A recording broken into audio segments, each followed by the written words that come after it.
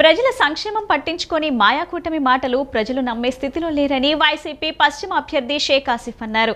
ప్రజల నుండి మంచి స్పందన వస్తుందని, జగనన్నను గెలిపించుకుంటామని స్వయంగా ప్రజలు చెబుతున్నారని అన్నారు.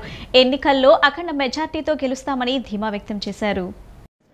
ఎన్నికల ప్రచారంలో భాగంగా పశ్చిమ నియోజకవర్గ పరిధిలోని 40వ డివిజన్లో నియోజకవర్గ వైసీపీ అభ్యర్థి షేక్ ఆసిఫ్, ఎంపీ నాని, నగర మేయర్ రాయన భాగ్యలక్ష్మి ఎన్నికల ప్రచారం నిర్వహించారు. ఇంటింటికి వెళ్లి ఓటర్లను ఓట్లు అభ్యర్థించారు.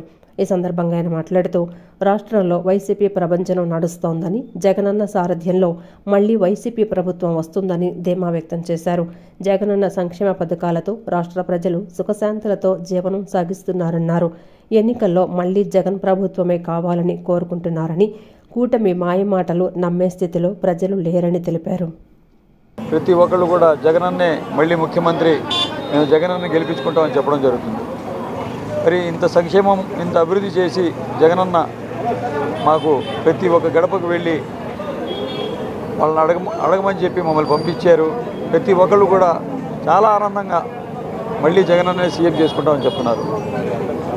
అలాగే కోట్లాది రూపాయలతో అభివృద్ధి సంక్షేమం చేసి వెళ్ళి మేము ఓట్లు అడుగుతున్నాం. మరి ఏ ఒక్క అభివృద్ధికి నోచుకొని వాళ్ళు, అలాగే ఏ ఒక్క సంక్షేమానికి నోచుకొని వాళ్ళు వచ్చేసి వాళ్ళు ఓట్లు అడుగుతున్నారు.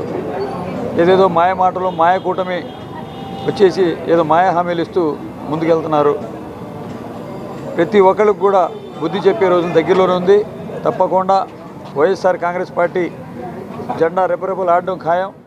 అసెంబ్లీ అభ్యర్థి అయినటువంటి శ్రీ ఆసిఫ్ గారు, అదేవిధంగా నగర మేయర్ రాయన భాగ్యలక్ష్మి గారు, అదేవిధంగా వివిధ కార్పొరేషన్ చైర్మన్లు, అదేవిధంగా వైసీపీ నాయకులు, కార్యకర్తలు, అభిమానులు పెద్ద ఎత్తున మరి ఈరోజు పాల్గొనడం జరిగింది. 40వ డివిజన్లో ఉదయం నుంచి కూడా మరి ప్రతి రోడ్డు కూడా ఈరోజు తిరుగుతూ మనందరము కూడా చేసినటువంటి అభివృద్ధిని మరి చెప్పుకుంటూ ముందుకు వెళ్ళడం జరిగింది. ఈరోజు నేను మేనిఫెస్టో చూసినట్లయితే జగన్ గారి మీద ఒక నమ్మకం, వైఎస్ఆర్ గారి మీద ఒక నమ్మకం, వైఎస్ఆర్ కుటుంబం ఏదైతే చెప్తుందో ఆ మాట మీద నిలబడేటువంటి కుటుంబం అని చెప్పేసి ఈరోజు వైసీపీ ఇచ్చినటువంటి మేనిఫెస్టోను ప్రతి ఒక్కళ్ళు కూడా నమ్ముతున్నారు. అనంతరం మేయర్ రాయన భాగ్యలక్ష్మి మాట్లాడుతూ కూటమి విడుదల చేసిన మేనిఫెస్టో ఒక అద్భుత కల్పనని, మోసపూరితంగా ఆచరణ సాధ్యం కాని హామీలను పొందుపరిచారని విమర్శించారు. జగనన్న ప్రభుత్వంలో చేసిన అభివృద్ధి సంక్షేమాన్ని ప్రజలకు వివరిస్తూ ఎన్నికల ప్రచారం చేస్తున్నామని, జగన్ ప్రభుత్వం మీద అపారమైన నమ్మకం ప్రజలకుందని, ప్రచారంలో ప్రజలే జగన్ ప్రభుత్వం మళ్లీ కావాలని కోరుకుంటున్నారని తెలిపారు.